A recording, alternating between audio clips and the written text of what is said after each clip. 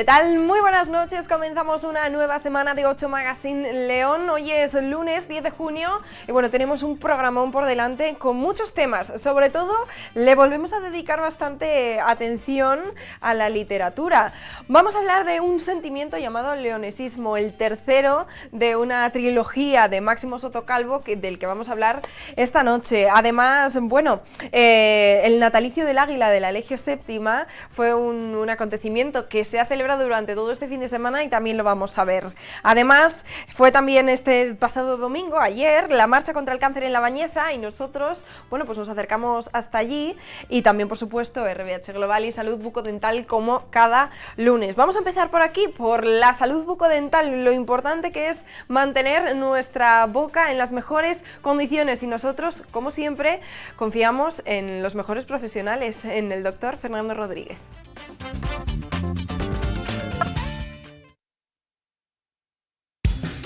Aquí estamos un lunes más en Salud Bucodental y yo le prometí el lunes pasado, no sé si te lo dije en cámara o no, eso no me acuerdo, te dije que te iba a traer una camiseta que te iba a gustar. Pero creo que en cámara no, que me lo dijiste fuera de cámara. Te lo dije fuera de cámaras. Sí. Bueno, pues sí. La voy a llevar hoy en el próximo programa porque me ha gustado mucho, yo creo que es ideal para terminar esta temporada. Yo creo que sí. Una buena sonrisa. Bueno. No lo digo por la barriga, lo digo. Ya queda menos, ¿eh? Ya queda menos. Lo vamos a echar de menos. Yo creo que sí, Bueno, se habrán dado cuenta ustedes durante que estos últimos programas lo hemos hecho sentados porque yo no aguanto. Pero bueno, sentados también escuchamos muchos de los casos curiosos que nos trae Fernando Rodríguez. Hoy, ¿de qué vamos a hablar exactamente? Bueno, te he buscado dos casos bonitos que hemos hecho de estética a lo largo de este año para cerrar y ya dejar descansar un poco a los televidentes durante la temporada estival. Y bueno, pues este es un caso de una persona que llevaba una rehabilitación ya de tiempo y esa rehabilitación pues ya empiezan a estar un poco descompensados los dientes, estaban un poco más largo que otro. Y una de las preocupaciones de esta paciente es que enseñaba mucha encía, la relación corona-encía, al sonreír enseñaba mucha encía. Y le hicimos un planteamiento de cortarla un poco, hacer lo que se llama un alargamiento coronario, porque esta era una persona que al sonreír se enseñaba mucho lo que nosotros denominamos sonrisa gingival, y yo creo que el resultado es bastante bueno. Pues aquí pues trabajamos un poco lo que es cirugía periodontal con prótesis y aplicando una técnica que llevamos aplicando desde hace tiempo para regenerar encía. Vale, vamos a trabajar la prótesis. ¿Nos vamos a quedar también con eso? Estos casos, una vez más, insisto en la planificación, en realizar un correcto encerado diagnóstico en los provisionales. Y en este caso, que lo veremos en pantalla, hemos confeccionado una guía quirúrgica que me va a marcar y me va a delimitar dónde tengo que cortar. Antes de ver esa guía que estamos viendo en estos momentos. Pues mira, lo primero que hicimos esta paciente es desmontar lo que ella traía y colocarle unos provisionales. Esos son los provisionales. Sí, entonces la mandamos sonreír y vemos, la mandamos sonreír. La primera parte son dientes provisionales y la segunda parte ya tenemos colocada esa guía quirúrgica con dientes, para que ya se vea el efecto. Bueno, pues fíjate lo Ojo a los aprensivos, ¿eh? No, tampoco es tanto. Fíjate, marcado con un rotulador, todo eso le sobra de encía, porque los muñoncitos, lo que la quedaba ya de diente, era muy poquito. Bueno, parece mentira que viendo esta fotografía, que esto es real, es un caso real, como todos los de los que hablamos aquí, luego queda el resultado que ustedes van a ver, es impresionante. Yo creo que el resultado es muy, muy bonito, la paciente está súper contenta, le hemos cambiado las cerámicas y todo pues el planteamiento. Bueno, pues ahí tenemos una hoja de bisturí y esta guía quirúrgica me va a guiar todo el festoneado nuevo de encías. Estamos hablando de una paciente porque es una mujer. ¿De cuánta edad? Aproximadamente 50 años, más o menos. No tiene mala dentadura, ¿no? Para tener 50 años. No, estaba bastante bien. Bueno, abajo hicimos un blanqueamiento, bueno, son cosas. Aquí era un caso estético, bueno, estaban un poquito desadaptadas, pero la gran mayoría de los pacientes con prótesis así nos las cambian. Pero bueno, si hay gente que quiere tener una mejor dentadura. Aquí ya estamos viendo el corte. Sí, ahí hacemos el corte, la demarcación. Una vez que se quita eso, ya le vamos a colocar unos provisionales para que me mantenga ese perfil nuevo. Ahí lo tenemos. Ahí está. ¿Vale? Ahí tenemos provisionales. Esa es la guía que hemos planteado, que ahí se ve la formita, el alargamiento. y empezamos a trabajar. Dejamos cicatrizar encía hasta que tenemos ya una integración perfecta de los tejidos gingivales y acabamos el caso con nuevas cerámicas. Si fijas, la adaptación, a pesar de cortar la encía, de cortarla mucho, pues está perfecto el caso. Es que ni se nota. En estos casos es muy importante el tiempo, Claro. dar tiempo. Fíjate, y un buen cuidado. que eso se verá en pantalla en grande, como en otras ocasiones, espero. Entonces ahí se ve todo el festoneado, cómo hemos ido cambiando toda la morfología, toda la arquitectura gingival de la paciente. Y yo creo que la integración de la cerámica y la encía pues está muy bien. Bueno, pues ahí estamos viendo el resultado de este caso estético de una mujer de unos 50 años Sí. que ha venido porque tenía... Claro, fíjate, Emma. Y las cerámicas, como cambian, estas cerámicas ya tienen mucha más texturización. Al recibir la luz queda un aspecto mucho más perfecto. Esas eran cerámicas de hace muchos años, eran mucho más planas, no con esa textura tan bonita. Y la difusión de la luz, la sonrisa y la paciente está contenta, entonces pues nada más que ¿Es un decir. proceso que ha llevado cuánto tiempo? Este es un proceso que lleva unos meses, porque hay que dejar cicatrizar bien la encía. Yo calculo 8 o 9 meses más o menos. Más o menos, porque desde que doy el corte hasta que yo tomo impresiones, dejo pasar 4 o 5 meses, para que haya una estabilidad de todos los tejidos gingivales y periodontales perfectos. No todos los casos son iguales, lo hemos visto durante todo este tiempo aquí en esta sección Salud Bucodental, todos los lunes con Fernando Rodríguez. Pero hay una cosa que sí que se comparte en todos los casos, y es que los pacientes siempre salen contentos y con una buena sonrisa, que es lo que... Esa es la idea, Emma. Que es la idea, que es el objetivo. Muy bien. Nos vemos el próximo lunes. Claro que sí. ¿Vale? Muchas gracias, Ya Emma. será el último. El último, sí. El último de esta temporada. Así que no se pierdan el próximo caso del doctor Fernando Rodríguez. Efectivamente, volvemos a acudir hasta la clínica del doctor Fernando Rodríguez el próximo lunes y será la última de este verano porque, como me apuntaba Ochoa por el pinganillo, empiezan las fiestas. Este viernes no, el siguiente viernes empezamos con nuestros programas en la calle por las fiestas de San Juan y San Pedro de León, que les iremos contando. Bueno, nosotros aquí en Magazine hemos aprendido muchas veces lo importante que es una buena salud bucodental para practicar deporte, en el embarazo, por ejemplo, Emma, que nos estarás viendo, para tantas y tantas cosas. Y hoy también vamos a hablar de una de las marchas que es importantísimo para, como decía, para practicar deporte. No es deporte profesional, pero bueno, para la marcha contra el cáncer que se celebró en La Bañeza ayer. Es una edición más en la que se siguen recaudando fondos para investigar contra esta enfermedad y los bañezanos, como no, más implicados que nunca. La Bañeza ha vuelto a teñirse de verde en esta Marcha Popular de la Esperanza para recaudar fondos para la Junta Local de la Asociación Española de Lucha contra el Cáncer, con muchas actividades paralelas. Aparte de los caminantes, el baile también ha puesto colorido en esta jornada tan especial.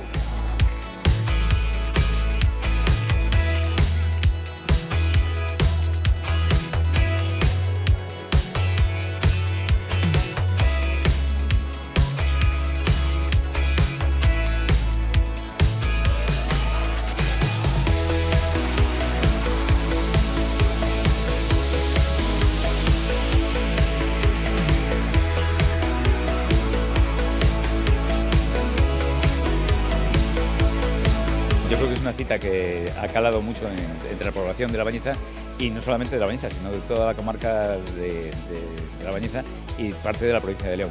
Aquí se dan cita todos los años, es un testimonio de solidaridad, de compromiso en la lucha contra una enfermedad que lamentablemente afecta a muchas familias, que es el cáncer, y que yo particularmente como alcalde me siento muy orgulloso de que durante estos años haber puesto nuestro granito de arena para que todo se desarrolle con normalidad y sea un éxito año tras año, ¿no? Porque además hay una buena sintonía, ¿no? Y es importante la colaboración entre instituciones públicas, en este caso la Asociación Española de Lucha contra el Cáncer en la Junta Local de La Bañeza. Sí, bueno, al igual que con el resto de las asociaciones y clubes deportivos que existen en La Bañeza, todo el movimiento social, que es muy importante. En el caso de la Asociación Española contra el Cáncer, la Junta Local pues siempre ha tenido nuestro apoyo y lo seguirá teniendo en el futuro, porque yo creo que hay que volcarse con las iniciativas que de modo voluntario, además de forma altruista, tienen estas asociaciones para todos, porque su trabajo repercute en la sociedad y, como decía antes,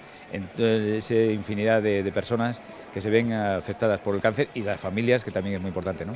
Tengo entendido que aquí también en la comarca de La Bañeza se hizo algún estudio por el tema de la incidencia, no sé si influía el tema de la alimentación, pero por ejemplo había muchos casos de cáncer de colon. ¿Cómo está un poquito ese tema para concluir? Bueno, yo en el motivo por el cual hay una incidencia muy alta en el cáncer de colon, eso queda para los profesionales médicos e investigadores. Lo que sí es cierto es que existe una incidencia muy alta, y por ello yo empecé en la asociación en el 2008 y en el 2009 en La Bañeza se leyó el primer manifiesto de la necesidad del cribado para la prevención del cáncer contra el cáncer de colon. Aquí en La Bañeza se recogieron más de 7.000 firmas, se movilizó toda la comarca, toda la ciudad, y a partir de ahí se empezaron a movilizar parte de la provincia y otras provincias, y por fin conseguimos que el cribado esté incluido en el servicio público de salud. Bueno, un ilustre hombre vinculado al mundo del deporte toda la vida, siempre hemos aprendido balonmano gracias a Juan de Dios Román, y supongo que también ese tipo de iniciativas, deporte, salud, luchar contra el cáncer, todo está un poco relacionado. ¿Qué tal? Encantado de estar con vosotros. Bueno, el mundo del deporte no puede vivir solo en la sociedad, lo mismo que ninguna actividad, ningún área de conducta colectiva puede estar aislada de otros, ¿no? En este caso lo que pasa es que cada cosa tiene su tiempo y toca, en este caso ya toca porque de alguna manera el tiempo de estar activo, de estar como entrenador, pues ya pasó. Y ahora ya jubilado, pues lo que corresponde es estudiar, seguir estudiando, enseñar a los que quieren aprender y colaborar con cualquier tipo de iniciativa. Y no hay ninguna iniciativa, es luego más saludable que todo lo que tenga que ver, como en este caso, con ayudar al mundo de las enfermedades. Rara es la familia en la que no te encuentras algún caso, Exactamente, ¿no? Exactamente. Creo que, bueno, nosotros somos voluntarias y yo creo que la mayor parte de la gente, todos hemos tenido algún caso, más cercano, más lejano, pero todas. Y hoy es un día de fiesta.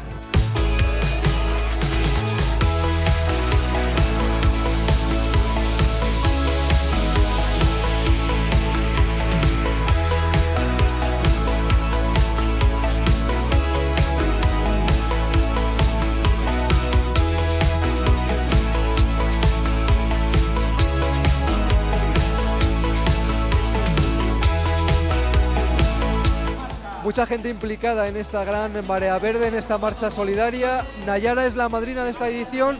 ¿Cómo te lo has tomado un poco ese papel y cómo lo estás viendo, este ambiente que se vive? Pues para mí es realmente un honor el poder estar aquí, ser la madrina de esta marcha de La Bañeza contra el cáncer. Soy mitad leonesa, mitad madrileña y bueno, es un honor, ya te digo, un honor estar aquí. Cuando hablamos además de implicación, lo hemos comentado con más gente, es rara es la familia que no tiene un caso próximo, es algo que a cualquiera nos puede tocar. Así es, prácticamente todos tenemos un familiar, un amigo, un conocido cercano que ha pasado o está pasando por la enfermedad. Entonces, el cáncer es una enfermedad que nos puede afectar y nos afecta directa o indirectamente a casi todos, y por eso yo creo que el reconocimiento a todas las personas que hoy están aquí por haber salido a la calle, por hacer esta marcha contra el cáncer, por intentar conseguir fondos para la investigación, que será sin duda la que nos pueda llevar a conseguir el tratamiento del día de mañana. Trabajando, repartiendo camisetas, Claro. ¿Cómo va la mañana? Pues bien, aquí la gente que colabora como siempre. Cuéntanos un poco, el proceso es con 8 euros, se le da la camiseta. Y bueno, se le puede, si traen niños, se le dan globos, caramelos y bueno, pues se les anima a que cooperen. Y la gente aquí está muy concienciada del tema, por suerte, y veréis dentro de un rato que esto va a ser un mogollón de gente y de alegría y de movimiento en pro de esta enfermedad, que bueno, pues poquito a poco a ver si conseguimos acabar con ella.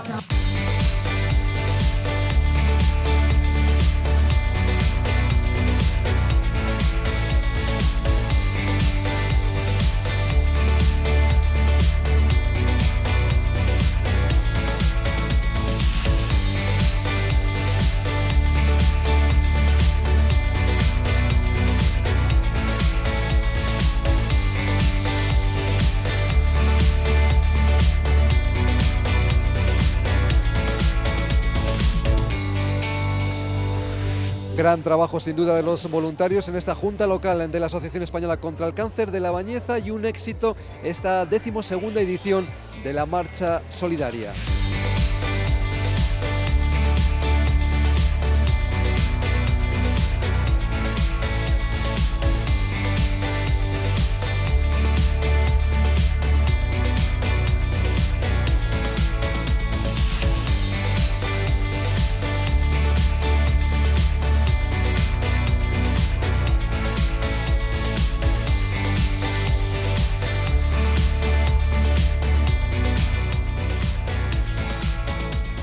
La Marcha de la Esperanza en La Bañeza, que ha cumplido con esta ya su edición número 12. Nosotros nos vamos a ir a publicidad, no sin antes recordarles que todavía están a tiempo de apuntarse en esos maravillosos cursos, en ese maravilloso campamento de verano que han organizado desde Abacus Innova conjuntamente con la Fundación Chelo Leonés. Su segunda edición del campamento de verano con diversión más que garantizada. Actividades al aire libre, STEAM, música, magia, Lego Robotics, una experiencia de aprendizaje con la que los niños se comprometen y además se vuelven parte del proceso de enseñanza, experimentando con sus propias ideas y creando soluciones que les sirven para la vida real. Más información en www.abacusinnova.es. A la vuelta hablamos con Pablo Roberto de RBH Global y sobre todo de mucho leonesismo, así que no se vayan lejos.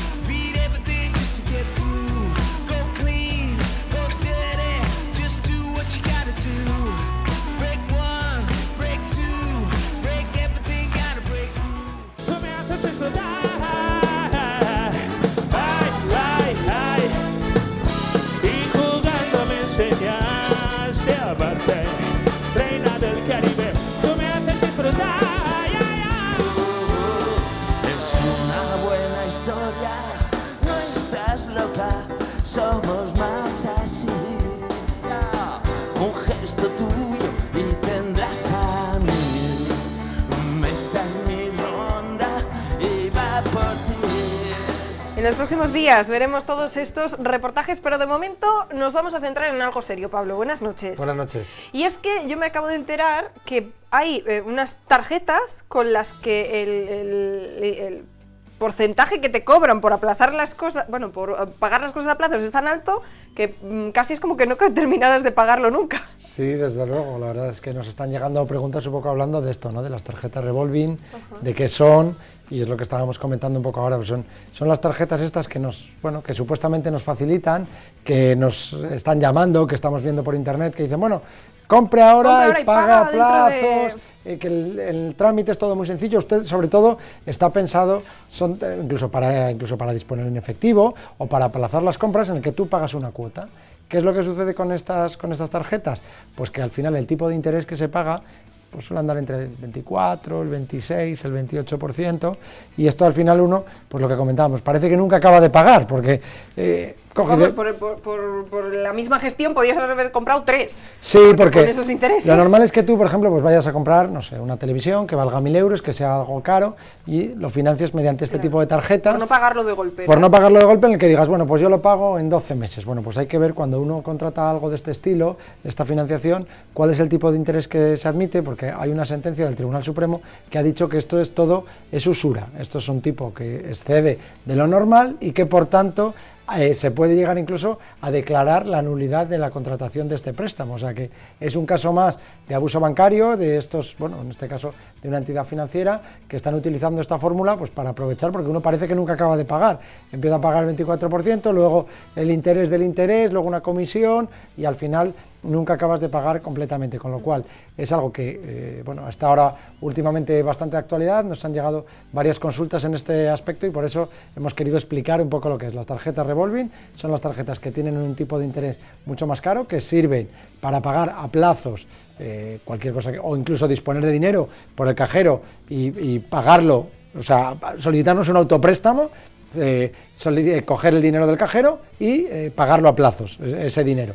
Bueno, pues si estamos en ese caso, localizando, además la mayoría de estos casos el clausulado y todo se puede conseguir por internet, con las cláusulas, con las tarjetas, con las liquidaciones que hemos pagado, lo que tenemos que hacer es reclamar contra esta tarjeta y la nulidad de este tipo de contrato, de que se declaran abusivos estos intereses y por tanto todo esto que hemos pagado de más nos será devuelto y bueno, pues es otro producto que es complejo, que en muchos casos se ha contratado sin la debida información porque es algo que se nos ha vendido por teléfono, que nos ha vendido de una manera muy sencilla, pero que al ser un tipo de interés abusivo podemos reclamar esto y que nos podemos encontrar con bastante dinero a recuperar porque bueno, ya sabemos que ahora la situación está complicada, que hay mucha gente que está contratando estas tarjetas y que muchas entidades están aprovechando de que no están recibiendo las reclamaciones porque la mayoría de estas reclamaciones, al ser esta tesitura, al ser usuarios que están contratando este tipo de tarjetas, pues ven que pueden que se les devuelva todos estos intereses que han pagado de más, que bueno, a nadie le amarga un dulce, evidentemente, sobre todo cuando uno ya lo ha pagado o como manera para oponerse cuando te están reclamando estos tipos de intereses que superan el interés normal, es un interés abusivo y que por tanto puede hacer que la reclamación contra este tipo de tarjetas eviten pues, un embargo, cualquier tipo de ejecución que nos estén intentando hacer. Bueno, es interesante sobre todo que sepan que si ustedes desde casa dicen, ay madre mía, pero esto es un lío, yo ahora ya no sé dónde sacar esos recibos, esas cosas, que pueden acudir a vosotros os ocupáis, les orientáis en qué papeles son los que necesitan, cuál es la documentación a presentar y en la medida de lo posible, si podéis hacer vosotros alguna operación vía telemática, vía online, también se soluciona rápidamente. O sea que lo importante es que revisen y si tienen alguna situación parecida, acudan a vosotros, que esto rápidamente se solventa y como que nada hubiera pasado, ¿no? Ahí estamos.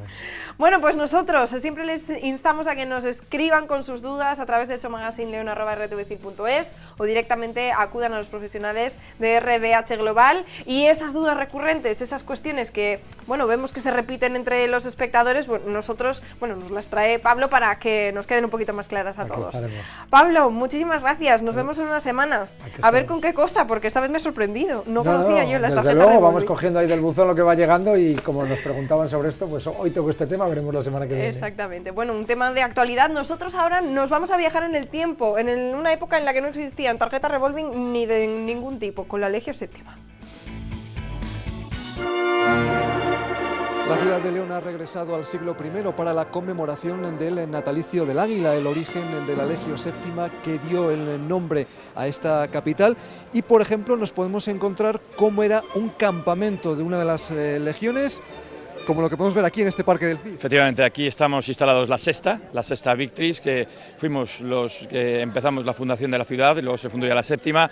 Y nada, aquí tenemos los Contubernium, que era donde dormían los 8 o 6 legionarios, y podemos encontrar también la tienda del Centurión, que es un poquitín más grande, donde guardaban las cosas, estandartes, pilum, y aquí hacemos nuestra vida, los legionarios. Yo el Centurión les mando y ellos tienen que hacer las normas para poder luchar y combatir al enemigo, está claro. Era una vida complicada, no sé si también la propia población civil os echaba un cable a la hora de traer alimentos y todo lo necesario. Bueno, los campamentos parece que mentira, pero siempre estaban todo llenos de los legionarios y alguna que otra mujer que se podría meter sin que se dieran cuenta los altos mandos. Pero la verdad es que la población civil normalmente no solía ir a los campamentos. Eran sitios que estaban un poco sucios y bueno, la verdad es que la población civil normalmente se mantenía un poquitín. Siempre los campamentos se ponían a las afueras de las ciudades antes de poder entrar a las ciudades para que un poquitín tener más espacio y allí poder entrenar, hacer los entrenamientos y hacer las posibles escaramuzas para buscar algún astur y acabar con ellos. Y para elaborar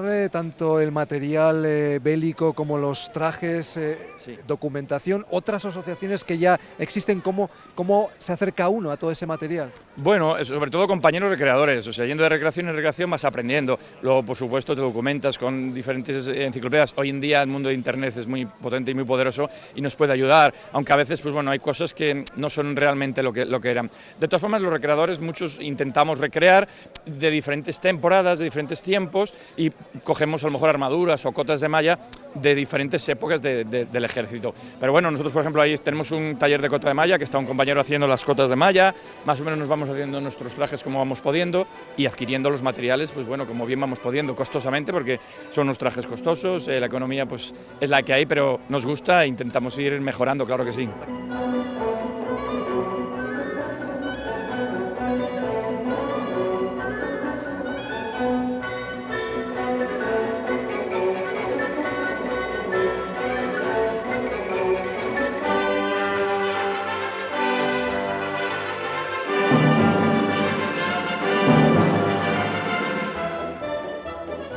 Hemos visto ese momento tan especial del supuesto origen de la Legio Séptima. ¿Cómo habéis aportado un poco, vosotros además que tenéis la experiencia de Lugo, donde se vive de forma especial, cómo habéis aportado esto o cómo lo habéis traído un poquito a León? Bueno, nosotros pertenecemos a una asociación, como bien dices de Lugo, perdona por mi afonía, que es la Corps Tercia Lucensium, que además tiene su origen en la séptima Gémina. De hecho, era una parte de la séptima que se envió a la zona de Lucus Augusti para realizar trabajos de control, como si fuera la policía, por decirlo de alguna forma, del imperio. Para nosotros siempre es un placer y un honor venir a León, porque es una ciudad que nos trata maravillosamente bien, aparte de la amistad que nos une con Ángel y con su grupo de hace muchos años, y aportamos lo que podemos de esa parte de la historia porque pertenecíamos a la séptima Gémina. Las instrucciones, por supuesto, en latín, y los componentes pasan incluso su periodo de instrucción para conocer cómo eran los movimientos, cómo eran las instrucciones de los legionarios. Sí, tratamos de unificar, porque bueno, en las órdenes que se dan en latín, siempre las damos en latín. Hay a veces pequeñas variaciones en función de la época de cada cuerpo de ejército, pero bueno, intentamos unificarlas. Entrenamos 2 o 3 días por semana para que la gente se acostumbre a esas órdenes en latín y los movimientos son todos en función de esas órdenes. Oye, por último, ¿nos puedes describir brevemente cómo era, por ejemplo, en el traje tú ya tienes un cierto rango dentro de la Legión, ¿no? Claro, yo sería un optio que, por decirlo de alguna forma, transmite las órdenes del centurión y es que controla de alguna manera una parte del cuerpo del ejército. El uniforme que llevamos nosotros es una segmentata, una lórica segmentata, que de base era prácticamente igual digamos, en nuestro grupo del ejército, que eran veteranos. Los optios cambia el casco, que lleva un penacho en esta posición, penacho que incluso es desmontable porque si un optio se moría había otros veteranos que podían incorporar en su casco el penacho y las plumas y desempeñar las labores de optio. Son uniformes que eso, llevan su lórica segmentata, cíngulo, que en una parte que se duda si era de protección para las partes nobles o bien si era simplemente de adorno. Aparte del ámbito militar, hemos visto también patricios, un poco representantes de la sociedad civil de Roma, ¿no? Sí, soy cónsul de la Corps Tercia Lucensium de Lugo. Y en tu caso, ¿cómo has visto esta recreación? En Lugo tenéis más tradición, aquí en León se va un poquito cada año intentando mejorar, ¿no? Sí, yo creo que es la tercera vez que venimos aquí a León y cada año mejora muchísimo. Creo que si siguen así y trabajando con buen criterio, de respetar un poco los escritos y las cosas halladas, que enseguida León se pondrá a la línea con Lucus, con Lar de Lucus o con otras fiestas que hay, Tarraco y todo este mundo.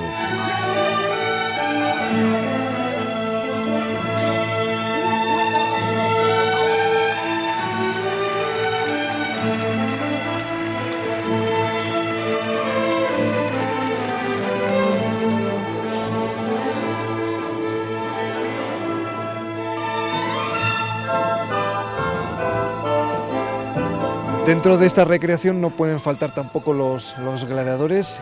¿Cuál es un poco la aportación en todo lo que se está viviendo aquí en León, en la antigua Legio Séptima estos días? ¿Qué es lo que habéis estado haciendo? Pues un poquito, sobre todo, intentar explicar a la gente cómo vestía un gladiador, cómo vivían, y luego sí que, por ejemplo, ayer por la tarde tuvimos una pequeña representación de lo que era un ludus, una lucha, de cómo 2 gladiadores más o menos equilibrados peleaban, no siempre a muerte. No hay ningún tratado histórico que explique cómo luchaban realmente aquellas personas. Nos basamos en mosaicos, nos basamos en figuras, en lucernas, que hay muchos gladiadores porque eran los grandes artistas de la época, Y eso simplemente es entrenar, hacer un poquito de conversión de lo que son las artes marciales normales y modernas y hacerlas un poco a nuestro estilo y al estilo que sabemos que utilizaban los gladiadores. Pues cada gladiador tenía una técnica diferente, no era un todo vale, estaba tracio, había plómacos, había retiarios y entre todo eso se enfrentaban siempre unos contra otros para hacer las luchas igualables. Bueno, y en tu caso, por ejemplo, también la mujer tenía su papel, podía incluso inmiscuirse en esas figuras de gladiadores. Sí, en mi caso es una gladiatrix, ¿vale? Entonces nosotras lo que hacemos es que luchábamos entre nosotras o cuando luchábamos con hombre era un hombre de inferior categoría, con una mano atada o siempre con alguna cosa así, ¿vale? Pero lo normal era que lucháramos entre nosotras, normalmente.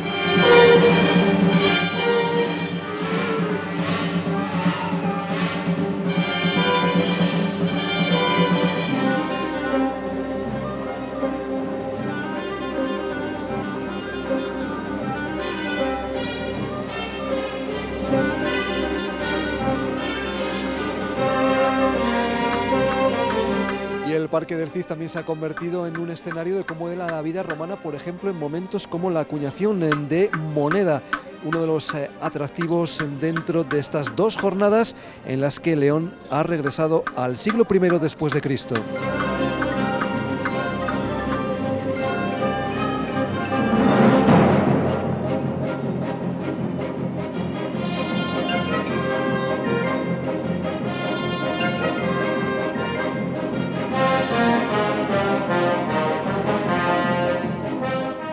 Al hilo de este reportaje que acabamos de ver, donde se representa el natalicio del águila, parece bueno, que se han puesto de acuerdo y los astros, y vamos a hablar del leonesismo máximo, pero del leonesismo, claro, hay que entenderlo desde los orígenes. Ya. Hay que buscar ese leonesismo en cada uno de nosotros. Buenas noches, ¿cómo estás? Pues bien, muchas gracias. Estamos bien. Yo he empezado a leer tu libro, este libro En busca de un sentimiento llamado leonesismo, que cierra esa trilogía que, bueno, le dedicas todo tu cariño, ¿no? Todo. A todo lo que tenga que ver con León. Exactamente, esta es la verdad. Pero sí que es verdad que empezando a leer estas páginas en las que te remontas a cuando eras tan solo un niño, y yo, por lo que conozco de los leoneses, todos tenéis leonesismo dentro, pero hay que escarbar un poco, hay que encontrarlo. Hay que saber sacarlo, sí.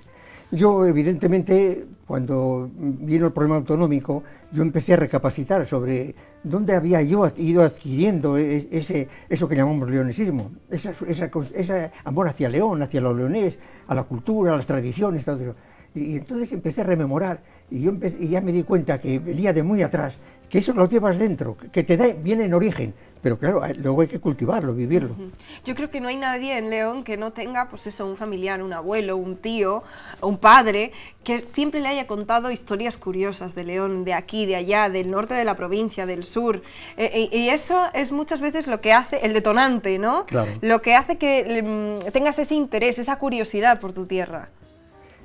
Bien, yo realmente, desde que puede que murió mi tío, que fue con el que cuando empecé yo a entrar en contacto con el leonesismo cultural, pues él escribía sobre lo de León, investigaba, iba a los archivos y recopilaba documentos aquí en Madrid, donde fuera, y entonces, pues y él me dejaba, yo recuerdo ahora, me doy cuenta que él me dejaba documentos para que cayeran en mis manos y me entrara ese gusanillo y esa inquietud de saber, y bueno, y ahí empezó mi idea de que yo era algo más que un sentimiento.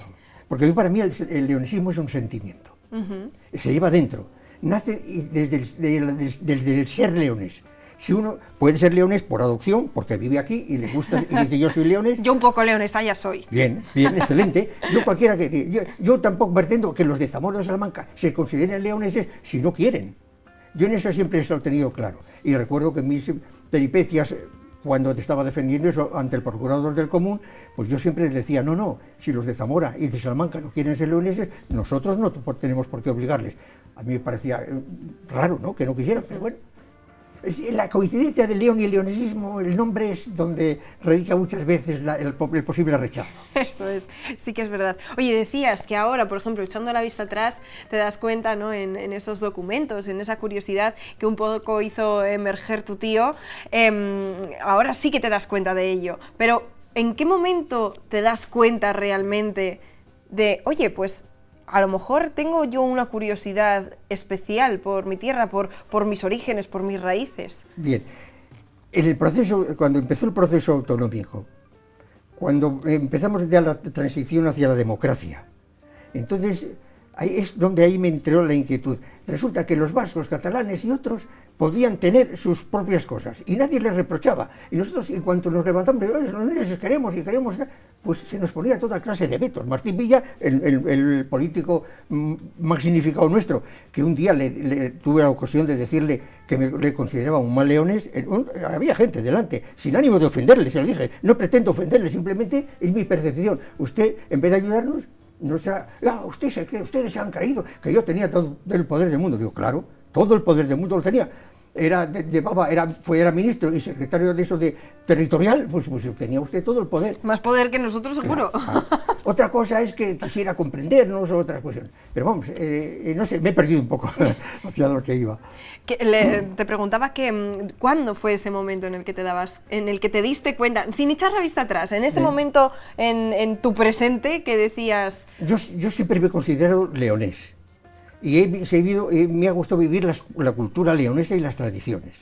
Pero luego ya digo que en el momento autonómico fue cuando yo creí que no era poco tenerlo dentro, que había que sacarlo y tratar de hacérselo comprender a otros y vivirlo. Y por eso llegué incluso a entrar un poco en política, que es la parte final del libro, sí, ¿no? Donde narro mis vicisitudes, que yo no quería ser político.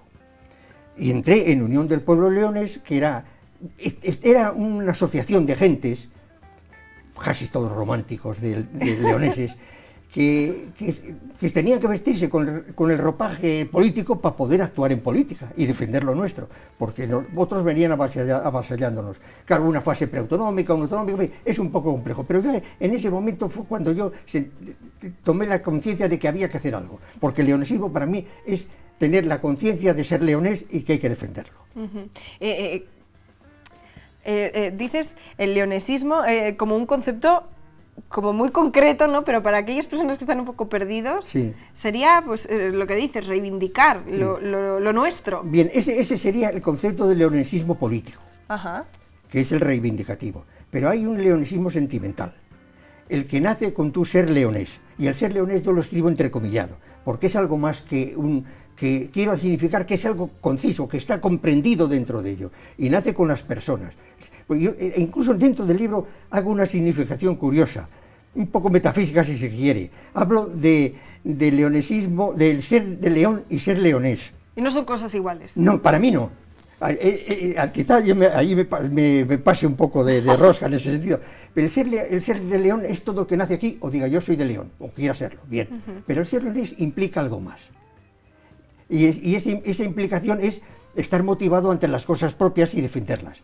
Pero después hay un paso, si se quiere, más allá, más importante, que ese sería el leonesismo. El leonesismo sentimental, que participan los ciudadanos, que no están en política, etcétera, etcétera. Claro, luego vino el movimiento político, que empezó a acoplarse a todas estas cosas, y bueno, y hasta este momento. Y eso es lo que nos da como resultado buenos y malos leoneses, ya, con todo el cariño del mundo dicho. Yo la identidad leonesa, que no hemos apuntado nada, ya en el otro libro anterior mío, en el primero que hizo, que lo titulé La lenta agonía de la identidad leonesa, yo entendía que como no lo estábamos defendiéndonos bien los leoneses, teníamos interiorizado el ser leonés, pero no lo sacábamos adelante, no hacíamos que otros lo compartieran, estábamos perjudicando nosotros solos. Y así ha venido la política y se han ido llevando y no somos capaces de defenderlo ni en las urnas. ¿Es posible que, por ejemplo, ahora que muchos leoneses sienten esa patria, esas raíces arrebatadas, sea cuando les hace despertar también el leonesismo? ¿Ese sentimiento? Bueno, habrá quien ante esa cuestión, sí, es posible, sí, y salir a la calle. Pero es que a los leoneses nos cuesta mucho salir a la calle. Hacer una manifestación y organizarla parece sencillo y no lo es. En León cuesta muchísimo trabajo mover a la gente. Entonces, bien, yo lo experimenté en mi etapa pro UPL, comprendí y llegué a saber lo difícil que era mover a las gentes. En la gran manifestación del 84, pues fue porque había muchos otros intereses políticos fuera del leonesismo que ayudaron también. El leonesismo, por supuesto, se volcó, pero es muy difícil movernos a los leoneses. El sentimiento lo tenemos interiorizado y nos cuesta trabajo expresarlo. Bueno, podríamos estar hablando de sí, mucho, mucho. Muchísimo. Antes de despedirnos, se pasa el tiempo volando. Ya me doy cuenta. Te lo puedo asegurar, y más, bueno, en una charla tan interesante al final. Me gustaría rescatar una frase, porque en este libro, además de tus propias sensaciones, experiencias, reflexiones, también has contado con la colaboración de algunas personas que se han prestado también a hablar del leonesismo. Y una de las frases, bueno, como digo, son muchas las personas que han colaborado, pero una de las frases me ha llamado especialmente la atención, porque sí que es verdad que para los que no somos de León es típico escuchar que los leoneses son muy cerrados, muy secos, muy fríos. Y dice así: leoneses de fama fría, pero de un corazón morido de amor por León. Ya. Bueno, esa expresión de morido de amor lo decía la pícara Justina. Sí. Y bueno, bien, sí, la verdad es que puede darse por bueno. ¿Podría ser una buena definición de los leoneses? Sí, pero tenemos dos cosas, hay dos extremos, el personalismo y luego esa cerrazón. Es que es una cosa, es un poco confusa, habría que... merecería a lo mejor un estudio psicológico interesante, sí. Bueno, en otra ocasión yo creo que tenemos mucho que hablar. Apuntar que en el libro estoy contando las vicisitudes mías, ya brevemente, las vicisitudes mías con sencillez, cómo las iba viviendo y cómo había algunos personajes leoneses y políticos a los cuales yo ahí reflejo en el libro. Ante el temor de que la percepción que yo tenía de ellos no fuera exacta, fue el pedirles que colaboraran. Oye, claro. con alguna postilla, porque en el texto, cuando yo hablo algo de ellos, les dije, podéis hacer una postilla a esto que estoy viendo. Y más luego, si queréis aportar unas 2-3 páginas al final, yo no tengo inconveniente en incluirlas y habláis de vuestro leonesismo o de León o de lo que pretendáis. Y así se llegó a hacer el libro. Pienso que es interesante. Pero... Desde luego que sí. Yo ya digo que he empezado a leerlo y me he enganchado. O sea, no sé yo si no tendré que leer la trilogía. Me permites otro inciso. Rápidamente, Máximo. Esta flor que vemos en este tirigal que hizo y recogió no me sale ahora el nombre. Bueno, perdón, no me acuerdo ahora del nombre. Es curioso, me va a matar. Óscar García Lombas, Óscar García Bárcena, que es el hijo de Óscar García Prieto, el gran leonesista. Fue un gran leonesista. Bien, fotografió esto que está en su pueblo, es un trigal. Lo estamos viendo en pantalla ahora mismo. Y entonces, esta planta que cortamos aquí perdida en el trigal es el sentimiento que yo estoy buscando. Fíjate. Eso es lo que quiere representar. Como un aguja en un pajar, pues... Sí, más o menos. Está un poco caduca, si se quiere, pero está brillante, porque todavía conserva el ímpetu de eso. Eso es lo que quería dar a entender. Bueno, pues nosotros en esta breve charla contigo, Máximo, ya sé que es breve, porque el leonesismo da mucho de sí. Podríamos estar aquí hablando mucho tiempo, pero tenemos que dejarlo aquí. Perfecto. En otra ocasión quizás tendremos oportunidad de hablar un poquito más. Siempre dispuesto. Bueno, muchísimas gracias, eso seguro, por acompañarnos. Gracias. Y nosotros nos vamos a ir rápidamente, no sin antes recordarles que siempre se pueden acercar hasta Santa María del Páramo, por supuesto, a disfrutar de un entorno estupendo en el Hotel Reyes de León, pero bueno, como las instalaciones las conocen ya de sobra, yo quiero mostrarles lo que hay mañana para comer. Pueden elegir entre patatas con costilla, judías verdes en ensalada y porros con jamón, o de segundo, bistec de ternera a la plancha, carrillera guisada o bacalao.